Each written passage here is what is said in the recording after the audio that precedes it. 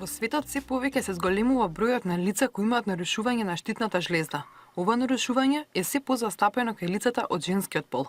Тироидната жлезда е орган во нашиот организам кој е одговорен за продукција на тироидни хормони, а за чија синтеза потребни се големи количини на јод. Може да се јават повеќе типови на нарушувања, кои што всушност ги делиме во две групи: функционални и морфолошки нарушувања на тироидната жлезда. Значи, едните функционалните означуваат нарушување во создавањето на тироидните хормони, и тоа се состојбите на намалена и на забрзана функција на тироидната жлезда, или познати како хипо и хипертироидна состојба. А додека морфолошката група на пореметување се појавата на јазли или познати нодуси, чворови во тироидната жлезда. Кај групата на функционални нарушувања, значи реков, симптомите се во зависност од дали се работи за намалена или забрзана функција. Кај намалената функција на тироидната жлезда или кај хипотироидизмот се јавува нарушување, односно намалување на метаболните процеси во организмот. Значи се јавува најчесто промена во кардиоваскуларниот систем од типот на една успорена срцева работа или така наречена брадикардија.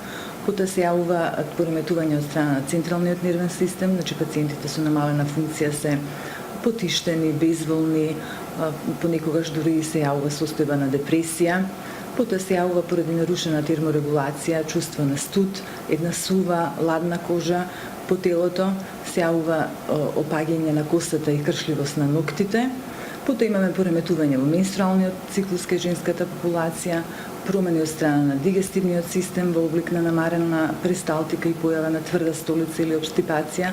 Значи повеќе симптоми кои што се неспецифични, меѓутоа се поврзани со намалување на метаболните процеси.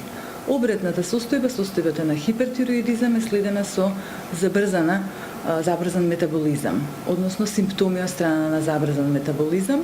Од страна на кардиоваскуларниот систем се јавува забрзана срцева работа или тахикардија. Од страна на дигестивниот систем се јавува забрзана перисталтика, па пациентите се јавуваат често со појава на течни столици, диареи, кои што се многу чести, фреквентни во текот на денот, една општа слабост, слабење на пациентот. Постојат повеќе причини кои може да доведат до нарушување на тироидната жлезда. Се смета дека постои генетска предиспонираност, подкрепена со фактори, тригер фактори, активациони фактори, како што се ионизирачкото надворешно зрачење, потоа одредена причина е и внесувањето на повеќе или помалку количина на јод во исхраната. Потоа секако дека причина се и присуството на другите хормони, па многу често велиме дека односот на појава на тироидни заболувања меѓу мажи и жени е 1:5 во поново време, додека порано тој однос беше 1:7.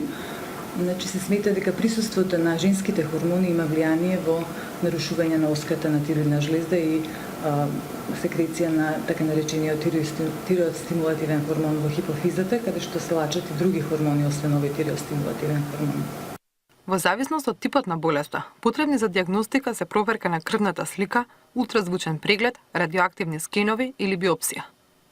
Лекувањето на ова нарушување е доживотно, а постојат неколку типа на лекување: терапија со медикаменти, радиоактивна терапија или оперативен зафат.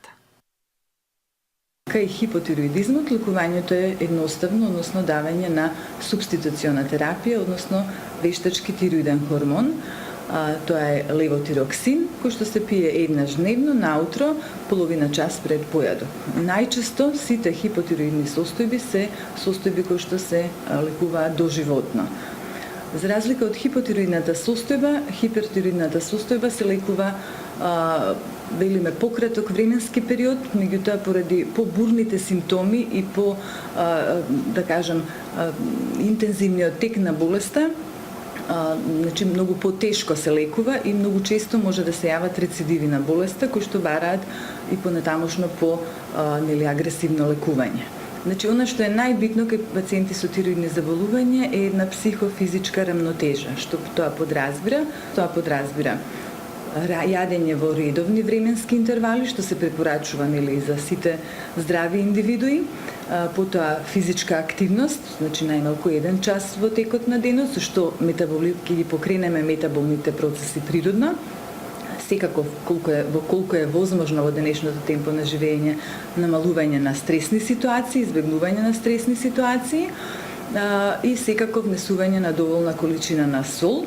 Значи, ние знаеме дека во нашата држава се јодира солта, значи тоа е единствениот продукт кој што е јодиран и во кој што има точно одредена количина на јод, доволна за нормално функционирање на тироидната жлезда.